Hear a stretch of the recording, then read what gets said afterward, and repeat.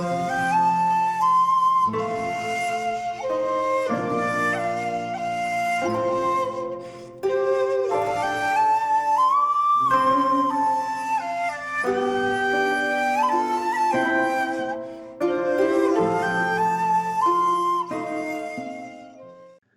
there, this is Solitary Ronin from Solitary Ronin Films, and welcome to a little video about a Holy Grail release that I finally got my hands on. As you can guess from the title, it's John Sayles' Amigo. Finally managed to track it down on DVD. Of course, don't be ridiculous, there wouldn't be a Blu-ray release or anything. This is a 2010 film, and this now gives me complete John Sayles feature film collection on Blu-ray or DVD, or in the case of City of Hope, a kind of copy of a copy of a copy of a copy of a DVD, because it doesn't have an official release. This is actually, you can see there, pretty much an educational copy, but I tracked this down off of the Anarchist Convention Facebook page, which is kind of John Sayles' Facebook page, and you can get in touch with them and you can actually buy a copy of Amigo on DVD. Now it's $200 if you want to buy it for educational use, as this one is, or if you say you want it for personal use, it's only $20. So not surprisingly, I said it was for personal use at $20. I did have to pay another £11 in customs to actually get it in, because they must have opened it. But I finally have Amigo on DVD. You know it's an educational copy rather than a home video release, essentially, because you have quotes about the film from the president of Williams College, associate professor of American Studies at Williams College, the president of the American Historical Association, professor of American Studies and History at Yale. You know, that's not usually the kind of quotes you get on the back of a DVD cover. You do have somebody from the New York Times, which says John Sayles knows how to make even difficult lessons entertaining and relevant. I'm just going to read out the quotes because I'm biased towards John Sayles anyway.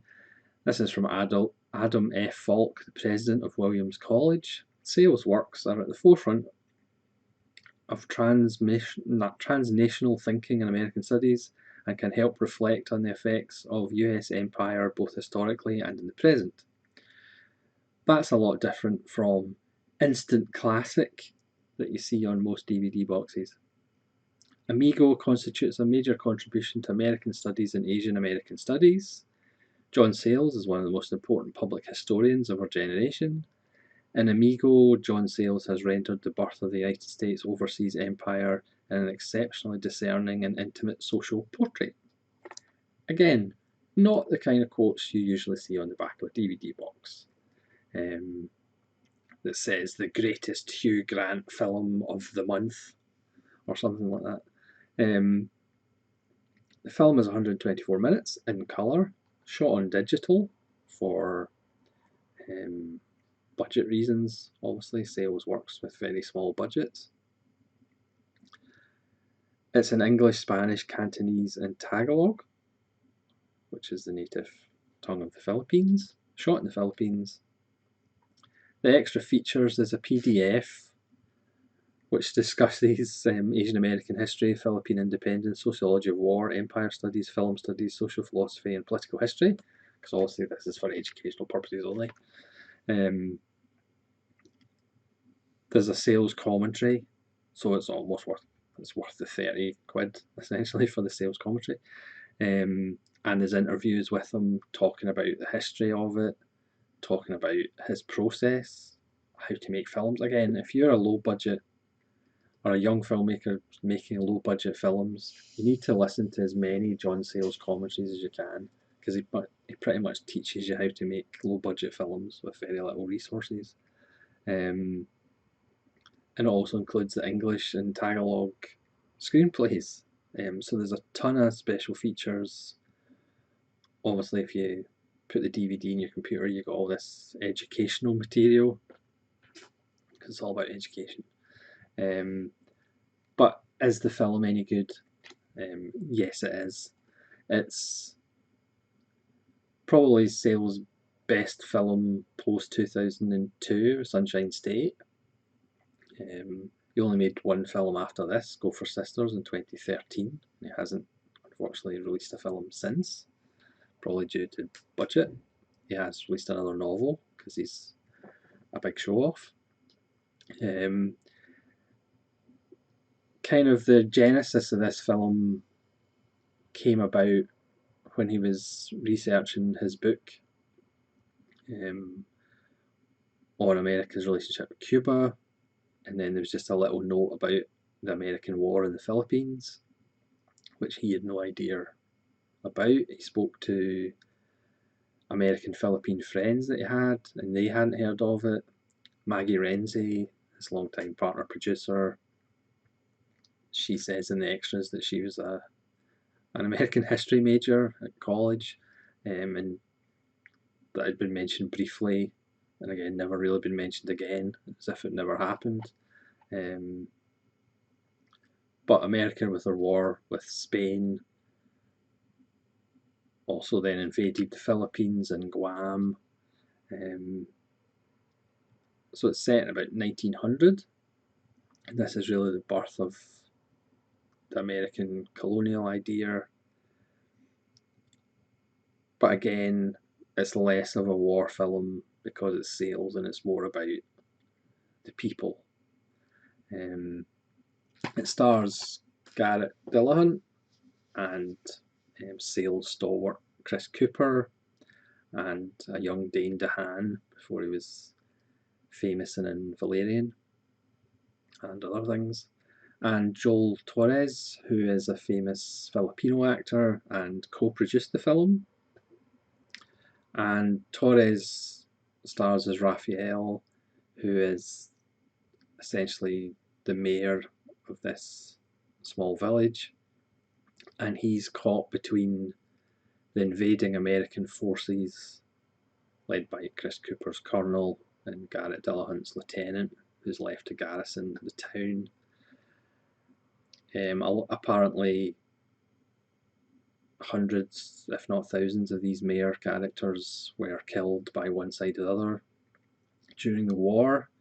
An estimated 300,000 to a million Filipinos died during this conflict, which kind of has been forgotten about. So when this film opened in the Philippines, it probably did more business in the Philippines than it did in America, not surprisingly. Sayles knows how to pick box office gold, so much so it's been buried in a home DVD release as well. Anyway, Joe Torres is the kind of mayor of this town. He's caught between the invading forces and the rebel guerrillas who are led by his brother. And again, it's just about a man being trapped between a rock and a hard place, essentially. He doesn't want to help or be seen helping the Americans too much, or he'll be killed as a collaborator. He doesn't want to be seen helping the rebels, the guerrillas, too much, or he'll be executed by the Americans. It's kind of a no-win situation, and it just follows this character's moral choices and trying to do the right thing under impossible conditions. So, as most Sayles films are, it's about people. Again, there's lots of different languages going on. There's Chinese workers on the American side as well. The Americans have brought in to rig the telegraph line and poles so they can communicate across islands. And again, they have their own thoughts on the white ghosts, as they call it.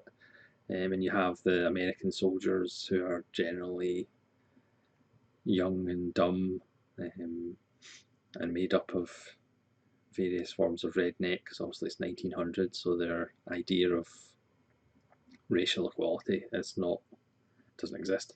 Um, there's at one point they're desperate to get democracy into the town, so they try and vote for a new mayor because give the natives a taste of democracy. Um, and there's not a lot of men to choose from to be the next leader, so um, a character suggests, why don't we let the women vote? And of course, that would be ridiculous. Yeah, it's 1900. So Joe Torres' son runs away before the Americans come in, and he joins the guerrilla camp. So you have that dynamic as well. Again, the characters are just exquisite, so well drawn. It's one of Sayles' most beautiful films, just where it's shot and how it looks. Um, Bizarrely, on IDMB, it's rated 5.8 out of 10, which is ridiculous, and people complain about all these different languages and the acting's not very good, which I don't really understand at all. Um, I would say it is his best post Sunshine State film out of those 5 films: Casa de los Babies, Silver City, Honey Dripper, Gopher Sisters, and Amigo. I think Amigo is the best one. He doesn't shy away from brutality. There's innocent victims. There's a couple of scenes that he nicely cuts together. There's 2 funerals, one on either side, the village and the guerrillas, which he kind of cuts together with the 2 speeches that happen at it. He nicely cuts together um, the speech pretty much laying down the law given by the Americans and the guerrillas, as far as if you collaborate, you're going to get killed, pretty much. Um, there's an assassination attempt on Raphael by the guerrillas. I mean, I would say the kind of characters that are perhaps not the best balanced characters are the 2 religious characters. Padre Higaldo, who is a Spanish Catholic priest who was locked up by the guerrillas once the Spanish were run out before the Americans came. He just doesn't seem to like anybody. And the kind of his assistant, Ninong, who is obviously jealous of Raphael, and he's the one that kind of rats Raphael to the guerrillas, saying he's a collaborator when he's not really. He's just trying to do the best he can.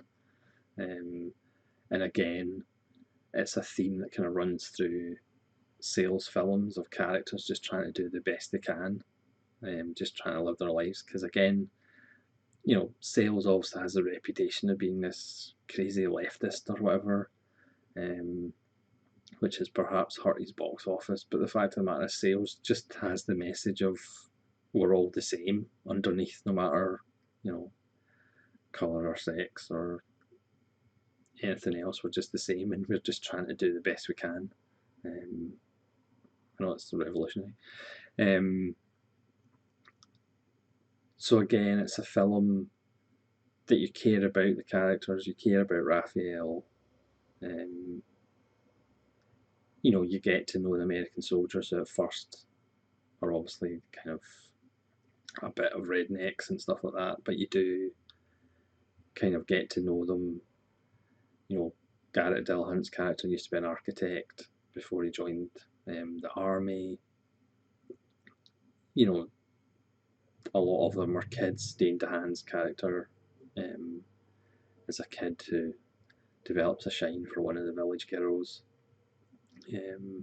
Chris Cooper isn't in the film a lot, but he gives a wonderfully crotchety performance as Colonel Hardacre, who pretty much just wants to kill people and just wants to hang people to kind of teach them discipline. There's passing remarks how he has hung Apaches, and he was obviously involved in the Indian War back home in America. So he's very just fire and brimstone. You know, Garrett Dillahunt's character says, he has to live with these people, and Chris Cooper kind of barks back at him, no, you've got to bring war to these people. Again, Sayles doesn't shy away from the brutality. He doesn't shy away from the truth. If you're expecting a nice sewn up happy ending, Sayles goes for a more truthful ending. The music, as usual, is by Mason Daring, who employed local musicians, as he usually does. And Sayles obviously uses local actors, local technicians, apart from his sound, because in the Philippines they don't sync sound when they make films. All this is in Sayles' commentary and interviews. I mean, again, he gives you a full depth history of the Philippine film industry, the fact that there's just two big companies and you either work for one of them or the other one. They actually, if you're a technician in the Philippine film industry, you work for 24-hour days. Then you have a day off and then you work for another 24-hour day. I mean, it's just bizarre. There's a lot of waiting around, but you do technically work 24-hour days. In the extras, he talks about the differences between digital and film. He almost gives you like a history lesson of, when digital started taking over from film, how to edit in film, because obviously he edits his films himself, because again, he's a big show off, as well as being the greatest American writer-director of the last 40 years. Obviously, I'm biased, but I don't care. You could argue it's a little overlong. I've seen reviews where people complain it's a bit slow, but again, it's character, because that's what Sayles is about. He builds characters that you care about, and by the end you are upset when certain things happen. Again, as he talks about, as you're writing a script, you want to have things what the audience wants to happen, what the audience thinks is going to happen, but that doesn't necessarily always work out. Again, it's produced by Maggie Renzi, his long-time partner producer, who kind of keeps him in the straight and narrow, because he says he wrote the first script and then she thought it was too kind of filled with facts and stuff and to make it more human. So as she said, he went away and did the second draft, and then the second draft's just like, perfect in what was shot. He gives a wonderful insight in the extras of how he does write for period, because it's pretty much he goes back, he looks at the newspapers, he reads diaries to actually how people would talk, he looks at what is happening in the entertainment business, because obviously in 1900 there was still kind of black and white minstrel shows, there was still kind of, granted, in Britain, and there was still black and white minstrel shows in the 70s, but that's a different story. So he kind of looks at the culture, what was happening in the culture, he reads papers at the time, if he can get his hands on diaries, he reads diaries at the time, and that's probably why he does so much research, and that's why when Sayles characters speak, you never kind of go, oh, that doesn't sound right, or oh, they wouldn't really say that, because his dialogue is most of the time absolutely on point and realistic. That's just because he's so good and he does so much research. Yeah, so I know I'm kind of randomly going on. It's got some suspense. It has some guns in it. As he always says, that's why Lone Star got an Oscar nomination, because it's got a gun in it. So it does have guns in it. It's got suspense. It's just a wonderful, wonderful film, and very much like all of Sayles' stuff, should really be more widely exposed. But you can see the reasons why it wasn't. Again, very much like Mate One, it's a period of American history that was kind of forgotten about and not really talked about, and not a very proud episode of American history. So strangely enough, it was never going to be box office gold. But obviously the actors know if they're in a John Sayles film, they're going to be in something that will last and something that will be looked at eventually if it ever gets a release. I mean, I'm hoping with Matewan's Criterion release, some more John Sayles films will get some better releases. Because, like I said, I know I'm biased, but um, John Sayles is like the pinnacle of American cinema, as far as I'm concerned. But he's just criminally underrated. So hopefully one day Amigo will be easier to get. I think it is on a streaming service somewhere. But for $20 you can actually get it in DVD, which I would highly recommend. I mean, the extras are um, educational in itself. It's great performances. It looks beautiful. Um, it's about stuff. It's about the moral choices we have to make to survive, um, and being in situations where no matter what you do, somebody's going to think you're wrong, which is obviously still relevant today. Yeah, another great John Sayles film that I would highly recommend. So thanks very much for watching. Hope this video wasn't too fanboy, but it probably wasn't. And remember, revolution burns whatever fuel it feeds. Or whatever fuel it's fed, even. Yeah, tremendous, tremendous. Great crotchety Chris Cooper. Garrett Dillahunt's wonderful in it. Joel Torres is fantastic as Raphael, the man caught in an impossible position. So thanks very much for watching this video. Hopefully one day you'll see Amigo. Let me know if you have tracked it down and watched it and what you thought of it. And hopefully you'll watch more videos. Please. Thanks very much for watching, and farewell.